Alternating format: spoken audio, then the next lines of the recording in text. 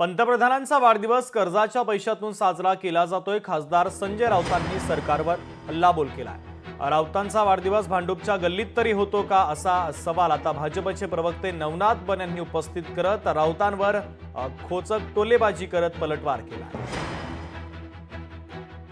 उद्या नरेंद्र मोदींचा 75वा वाढदिवस हे साजरा करतायत कर्जाच्या पैशातूनच सरकार साजरा करते अनेक योजनांच्या माध्यमातून। काय गरज काय?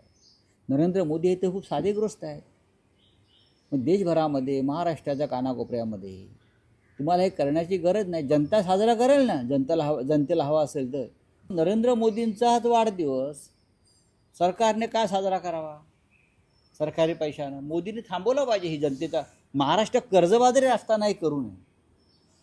कर्जबाजारी असताना मोदींच्या वाढदिवसाचा केक कापणं हा आर्थिक अपराध आहे, आर्थिक गुन्हा आहे।